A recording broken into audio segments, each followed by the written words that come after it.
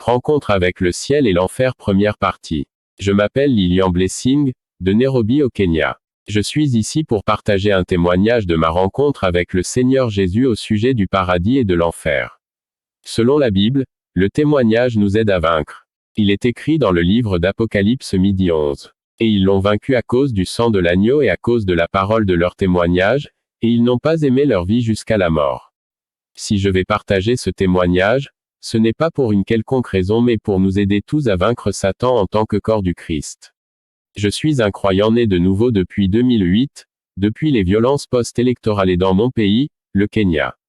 La situation m'a obligé à chercher Christ sans que personne ne me prêche. Depuis le début, j'ai pensé que j'allais au paradis parce que j'étais né de nouveau et racheté par le sang de notre Seigneur Jésus-Christ. Je pensais que c'était tout ce dont j'avais besoin pour aller au paradis. Je croyais en la doctrine, une fois sauvé, sauvé pour toujours. Je travaillais comme coiffeuse, maquilleuse et kinésithérapeute dans des hôpitaux et parfois des hôtels. Pendant que j'allais à l'église, il y avait quelque chose que je ne faisais pas et que j'expliquerai au fur et à mesure que nous continuerons. Puis en 2016, j'ai commencé à traverser des situations difficiles. J'ai commencé à prier Dieu pour lui demander ce qui n'allait pas dans ma vie. Rien n'allait bien. Financièrement j'étais en mauvaise posture. J'étais malade mais je n'avais pas d'argent pour me soigner. J'ai commencé à réfléchir à ce qui n'allait pas. Dans mon église, j'étais proche du pasteur. Nous avions de bonnes relations les uns avec les autres dans l'église. Quelque part, quelque chose s'est produit et a provoqué un malentendu. Cela s'est produit entre moi et mon pasteur, nous avons donc atteint un point où nous ne nous parlions plus. Il a fait quelque chose qui ne me plaisait pas, alors j'ai commencé à parler du problème et à le diffuser. C'était le péché de calomnie. J'ai raconté aux autres frères ce que le pasteur m'avait fait et lorsque la nouvelle est parvenue au pasteur, il a saisi l'occasion pour venir me parler. Il m'a demandé de lui pardonner ce qu'il avait fait. Je lui ai dit que je lui avais pardonné et que je n'avais rien contre lui, mais au fond de mon cœur, je m'accrochais toujours à l'offense. Je ne lui avais pas pardonné. Après cela, je ne voulais toujours plus lui parler ni le saluer, mais j'ai continué à dire aux gens pourquoi je n'allais plus à son église. Pendant une année entière, je suis resté à la maison sans aller à l'église. J'ai finalement rejoint une autre église. Le pasteur de cette nouvelle église m'a demandé pourquoi j'avais quitté mon ancienne église et je lui ai raconté tout ce que faisait mon ancien pasteur. Ce nouveau pasteur m'a dit de lui pardonner et d'oublier cette affaire et que Ginny ne devrait pas en parler aux autres car c'est un homme de Dieu. Bien que ce nouveau pasteur m'ait dit que je n'avais pas agi comme il me l'avait demandé. Je dis simplement que je n'ai pas obéi au pasteur. Hébreux 13h17 Obéissez à ceux qui vous gouvernent, et soumettez-vous à eux, car ils veillent en faveur de vos âmes, comme ceux qui doivent rendre compte, afin qu'ils le fassent avec joie et non avec tristesse, car cela ne vous serait d'aucune utilité. Après tout cela, je continuais à parler de mon pasteur. Plus tard, j'ai appris que j'étais censé couvrir l'homme. C'était la raison pour laquelle je luttais même si j'étais chrétien. Je courais d'un problème à l'autre. Je perdais de l'argent sans comprendre. Des voleurs sont même entrés par effraction dans ma maison et ont emporté tout ce que j'avais, à l'exception des vêtements que je portais. Tout l'argent que j'avais gardé dans ma banque a été volé. J'ai commencé à crier à Dieu dans une prière pour obtenir son pardon. Je pensais que l'entreprise pour laquelle je travaillais en était peut-être la cause, alors j'ai quitté cette entreprise et je suis allé travailler dans un hôpital en tant que physiothérapeute. Pendant ce temps, je faisais encore mes travaux de coiffure et de maquillage. J'ai prié Dieu encore et encore, mais il semble que je priais en vain car rien ne changeait. Un jour, je revenais du travail et j'ai ressenti une forte présence de Dieu. J'ai senti que je devais prier alors j'ai commencé à prier et à gémir dans la prière. J'étais amer à propos de ma vie. J'avais une dette correspondant aux frais de scolarité de ma fille que je devais payer. Mais je travaillais et recevais un salaire. J'ai dit à Dieu, j'ai prié et je t'ai demandé de me pardonner, mais tu as refusé de me pardonner, alors je demande à ton jugement de me juger avec justice. J'ai continué, si tu veux me tuer, tue-moi mais ne m'emmène pas en enfer. J'ai pleuré et j'ai mis en prière pendant environ 3 heures et je me suis endormi. 3 jours plus tard, je suis revenu du travail et je me suis endormi. Tout d'un coup, j'ai ressenti une étrange froideur sur mon corps, comme si j'avais été plongé dans la glace. Après cela, j'ai commencé à ressentir la chaleur sur tout mon corps alors que j'étais plongé dans le feu. Mon corps est devenu très chaud et je ne pouvais plus me couvrir d'un drap. Maintenant, j'ai réalisé que j'étais malade. J'avais des douleurs dans tout le corps. J'ai commencé à prier. J'ai commencé à prier Dieu de me pardonner. Je ne me souvenais pas d'avoir demandé un jugement. J'ai prié Dieu d'être miséricordieux envers moi et de me guérir. Je pouvais encore sentir la chaleur dans tout mon corps. Je voulais me lever pour aller aux toilettes mais je ne pouvais pas. Je me suis couché en priant en moi. La situation a duré jusqu'à 7 heures du matin, puis ma voisine est entrée. Elle est allée m'acheter des analgésiques et des antibiotiques. Quand je les ai pris, je me suis senti un peu mieux. Ma voisine devait aller travailler alors elle est partie. Vers 13 heures, ma douleur au cœur a augmenté ainsi que la fièvre. J'ai pris un téléphone pour envoyer un message à mon pasteur disant que j'étais malade mais je ne pouvais même pas lire ce que j'écrivais. Mon voisin est revenu du travail pour me surveiller et il y avait du sang autour de moi parce que j'avais craché du sang. Mon voisin a réussi à m'envoyer à l'hôpital. On m'a diagnostiqué de nombreuses maladies, une pneumonie, un faible taux de sucre, le paludisme, etc. J'ai donc été admis à l'hôpital. Après mon admission à l'hôpital, j'ai commencé à entendre des voix. Pourquoi as-tu calomnié l'homme de Dieu? Pourquoi as-tu parlé de lui? Je voyais ce pasteur comme s'il était là avec moi. La voix arrivait et je me sentais coupable de ce que j'avais fait. J'ai commencé à penser à toutes les bonnes choses que ce pasteur a faites pour moi. Il m'a appris à prier, à lire et à comprendre la Bible. En fait, c'était un bon professeur. Je me suis souvenu d'une sœur qui connaissait ce problème et qui est venue me dire, « Lilian, s'il te plaît, pardonne à ton pasteur et ne parle pas de lui. N'oubliez pas qu'il est toujours l'homme de Dieu. » dit-elle. En réponse, j'ai dit à cette sœur, « Je ne peux pas. C'est lui qui a fait cette erreur, c'est donc lui qui doit demander pardon. » Je me souviens comment cette sœur m'a conseillé de revenir en arrière et de m'excuser auprès de l'homme de Dieu. J'entendais juste la voix, « Pourquoi, pourquoi, pourquoi ?» Je me suis assis, je me suis retourné pour voir qui me parlait mais il n'y avait personne. La voix suivante que j'ai entendue m'a donné psaume qui me parlait mais il n'y avait personne. La voix suivante que j'ai entendue m'a donné le psaume 105/15, « Ne touchez pas à mon oint et ne faites aucun mal à mes prophètes. » Je n'avais pas de Bible avec moi, alors j'ai pris mon téléphone et j'en ai lu. Après avoir lu les versets, j'ai réalisé que j'avais touché loin du Seigneur. Je me souvenais de chaque mot que j'avais prononcé contre lui. J'ai commencé à me repentir. J'ai dit à Dieu de me pardonner d'avoir touché son oint. Je vous le dis, frère, un homme de Dieu, quel qu'il soit à tort ou à droite, Dieu apprécie toujours l'onction sur lui. Ne le calomniez pas et ne parlez pas contre lui. En dehors de cela, la calomnie elle-même est un péché, aucun calomniateur n'héritera du royaume de Dieu. Si quelqu'un est un voleur et que vous dites à d'autres personnes qu'il est un voleur mais que vous ne pouvez pas lui faire face et lui dire en face, vous calomniez cette personne. Le lendemain matin, je me sentais bien. Je répondais aux médicaments. Les médecins ont même envisagé de me faire sortir le lendemain. J'ai envoyé à mon pasteur le message que j'étais malade à l'hôpital et qu'il devrait donc prier pour moi. Le pasteur a répondu et a prié avec moi au téléphone. J'ai dormi et rêvé. Dans le rêve, j'ai vu une dame indienne qui était ma patronne à l'hôpital. Elle venait vers moi avec beaucoup d'autres femmes. Il portait des statues et jouait du tambour. C'est comme s'il adorait ces statues. Alors qu'il s'approchait de moi, j'ai senti qu'il voulait me sacrifier. Je me sentais fatigué dans le rêve, alors je me souviens avoir dit, « J'ai été racheté par le sang de notre Seigneur Jésus-Christ. Je ne peux pas être sacrifié sur un autel maléfique. » Quand j'ai dit cela, ils ont essayé de m'attraper. J'ai encore fait la même déclaration. Puis j'ai vu mon pasteur apparaître là-bas. Il saisit les femmes de leurs statues, versa de l'huile dessus et y mit le feu. Je les ai vues brûler et se transformer en cendres. Puis le pasteur est parti. Je me suis réveillé en pleine forme, alors je remercie Dieu de m'avoir guéri. Le médecin qui s'occupait de moi pensait que j'allais mieux et envisageait donc de me faire sortir. Arrivant au soir, je sentis m'envahir de nouvelles douleurs, plus douloureuses que les précédentes. Je ne pouvais même pas lever mon bras ni aucune partie de mon corps. Mon corps souffrait. Parfois j'avais chaud, parfois j'avais très froid. Puis j'ai réalisé que j'étais en train de mourir. Il y avait une autre dame qui était là avec moi, également à l'admission, et qui était une de mes amies. Elle m'a parlé en disant, « Lilian, tu penses que nous allons mourir? » J'ai répondu, « Non, je ne pense pas. Continuons à prier, » a-t-elle dit, Peut-être que Dieu nous pardonnera. Si nous avons péché, que Dieu nous pardonne afin que nous puissions sortir de cet hôpital. Nous étions tous les deux dans un mauvais état. Je ressentais beaucoup de douleur. Puis j'ai commencé à voir beaucoup d'huissiers en uniforme dans l'esprit des paniers d'offrandes. Ils entouraient tout mon lit, là où j'étais.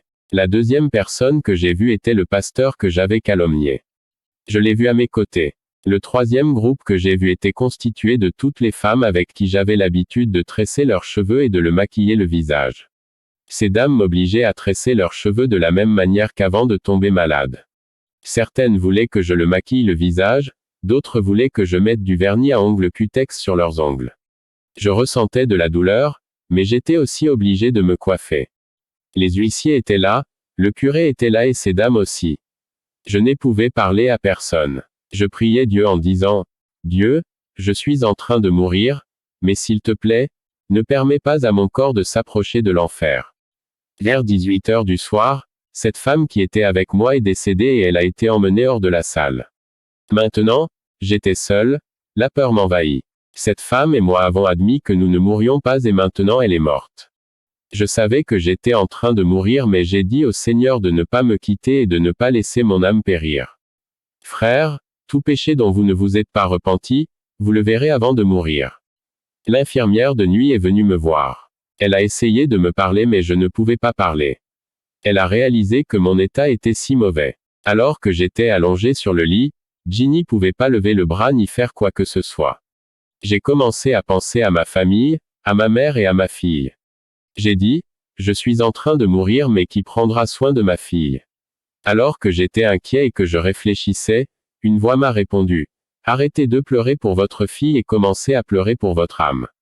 J'ai retrouvé force et foi et j'ai dit, c'est la voix de Jésus qui me dit de penser à mon âme, donc je suis sûr que Jésus m'emmène au paradis. J'ai commencé à pleurer pour mon âme et pitié de moi et sauve mon âme. Je me suis évanoui de mon corps alors que je pleurais encore, j'ai vu 3 êtres horribles. Ils ressemblaient à des démons géants. Ils avaient des ongles très longs.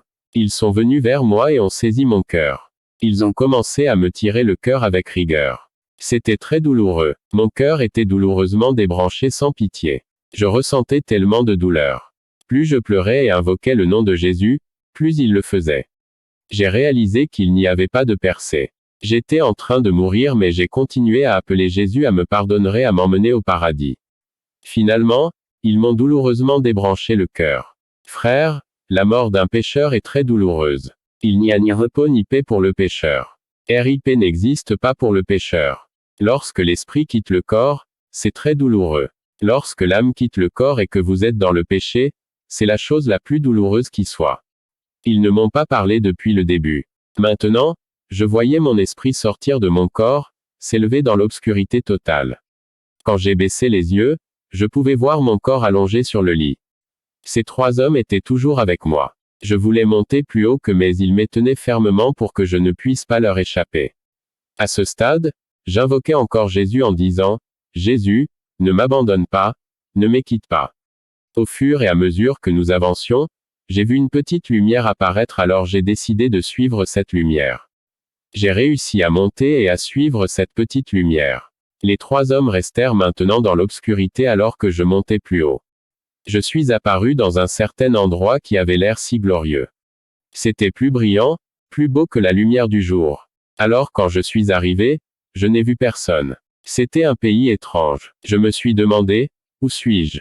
Comment suis-je arrivé ici? À ce moment-là, je n'avais plus mal, mon corps était détendu. J'ai regardé autour de moi si je pouvais voir quelqu'un. J'ai regardé devant moi et j'ai vu un immense bâtiment avec une porte avec 2 anges de chaque côté. Quand je les ai vus, je suis allé directement vers eux. L'un des anges m'a apporté une chaise sur laquelle m'asseoir et a mis une autre chaise à côté de moi, à ma droite. La chaise à côté de moi était en or plus brillant, alors je me demandais qui venait s'asseoir là. Immédiatement, j'ai vu mon pasteur, le révérend Gédéï, assis sur la chaise. À côté de mon pasteur se trouvait un autre homme, mais il n'était pas assis comme nous. Il était suspendu dans les airs. Quand j'essayais de le regarder, je ne pouvais pas le voir clairement. J'ai réalisé que c'était un grand homme. Il était couvert d'une lumière vive comme un soleil éclatant. Même si j'essayais de le regarder, je ne pouvais pas le voir alors j'ai simplement baissé la tête. Il a parlé à mon pasteur. Lilian est là, elle est malade et entourée d'idoles et des dévoreurs, où est sa dîme? Puis j'ai vu mon pasteur prendre de l'argent dans un panier d'offrandes. Puis mon esprit est revenu, dans un flashback de la façon dont j'ai vu de nombreux huissiers entourer mon lit avec des paniers d'offrandes à l'hôpital. Il a donné l'argent à l'homme à côté de lui. J'ai vu l'homme glorieux compter l'argent et ouvrir un livre pour vérifier. L'homme glorieux ci-dessus a dit: ce n'est pas tout l'argent. C'est seulement 3/4, où est le 1/4? J'ai entendu mon pasteur répondre que 1/4 ne lui était pas parvenu et mon pasteur est parti. Je suis resté seul. Cet homme qui a parlé à mon pasteur m'a donné un petit livre écrit Malachie 3, 10 à 12. Apportez toutes les dîmes dans le magasin, afin qu'il y ait de la nourriture dans ma maison. Éprouvez-moi maintenant par ceci, dit l'Éternel des armées, si je ne vous ouvrirai pas les écluses du ciel et ne vous répandrai pas une bénédiction, de sorte qu'il n'y ait pas assez de place pour la recevoir. 11 Et je réprimanderai celui qui dévore à cause de vous, et il ne détruira pas les fruits de votre terre, et ta vigne ne donnera pas ce fruit avant le temps dans les champs, dit l'Éternel des armées. 12 Et toutes les nations te diront bienheureuse, car tu seras un pays délicieux, dit l'Éternel des armées. Maintenant, frères, ce message dit que nous devrions apporter toute la dîme à la maison du Seigneur, pas une partie. Cette première partie était entièrement écrite en rouge et en majuscules. J'ai commencé à réfléchir à la destination du reste de ma dîme. Je me suis souvenu d'une certaine église que j'ai visitée et j'y ai donné 500 shillings en guise de dîme. Quand j'ai pensé à cette église, j'ai vu le pasteur de cette église venir s'asseoir à côté de moi là où était assis mon pasteur. C'était une femme. Je l'ai vue donner l'argent à l'homme glorieux, puis elle est partie aussi. L'homme en haut a pris l'argent, a vérifié les notes dans le livre qu'il tenait à la main et m'a encore donné Malachie 3, 10 à 12.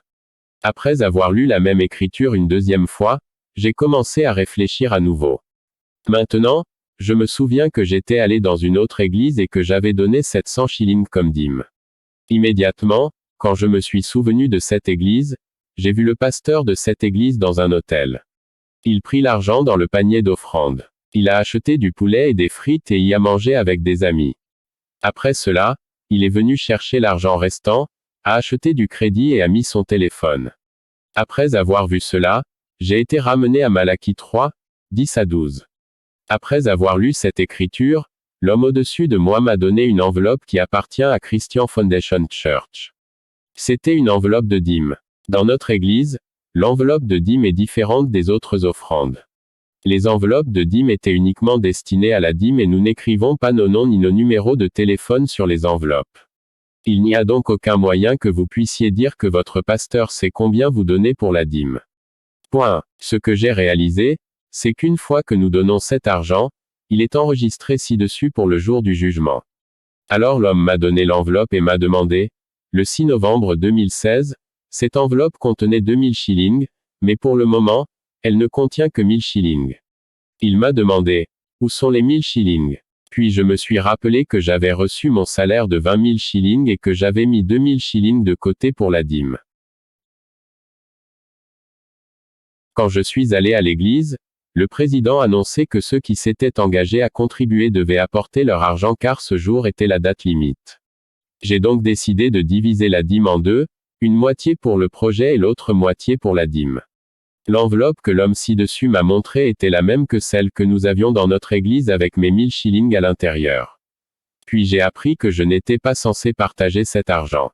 Même si l'argent du projet devait faire la même œuvre de Dieu, la dîme reste la dîme.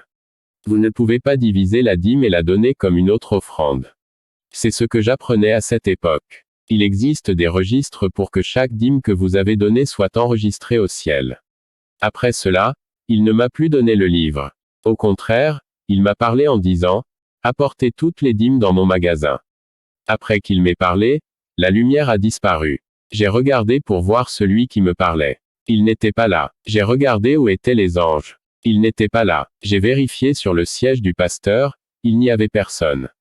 Maintenant, j'étais dans l'obscurité totale, assis seul sur une chaise. J'ai été emmené en enfer, j'étais là en pensant que dois-je faire maintenant. Je pensais qu'après toutes ces rencontres, le ciel s'ouvrirait pour moi et je pourrais y entrer. J'étais confus à ce stade. La douleur est revenue sur tout mon corps. Je me suis levé avec la douleur que je ressentais. Puis j'ai vu un tourbillon venir vers là où je me trouvais.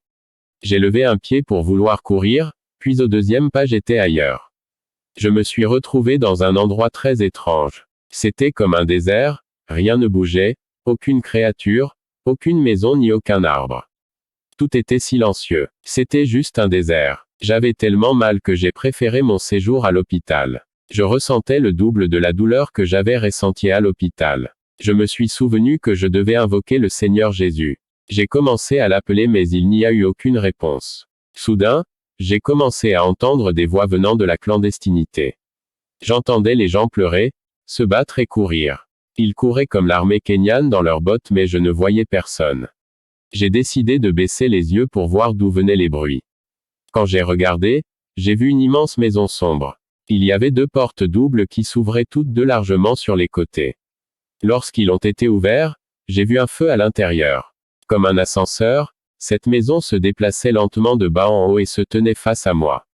Je l'ai regardé clairement et tout ce que je pouvais voir était un feu à l'intérieur. Puis j'ai réalisé que j'étais en enfer. C'est à ce moment-là que ma douleur s'est intensifiée. J'ai commencé à appeler Jésus à venir me sortir de l'enfer. Puis je me suis souvenu qu'avant de venir ici, j'avais appelé Jésus à me sauver. Pourquoi ne m'a-t-il pas sauvé? Puis je me suis souvenu que c'était parce que je n'avais pas apporté toute ma dîme. Maintenant, j'ai commencé à me repentir et je lui ai demandé de me pardonner. Je n'arrêtais pas de l'invoquer. J'ai essayé de voir ce qui se passait en enfer. Je vous le dis, il y a trop de monde en enfer. Il y avait trop de femmes là-bas, des femmes de toutes couleurs, noires et blanches. Je pensais que c'était le côté des femmes donc les hommes étaient dans un autre domaine. Ils étaient dans le feu, implorant pitié, sans espoir. Ils léchaient leurs larmes en pleurant. Alors que je me demandais où sont les hommes, j'ai vu un petit groupe de jeunes garçons âgés d'environ 12 à 20 ans. Avant cela, j'avais vu beaucoup d'animaux venir de l'enfer vers moi.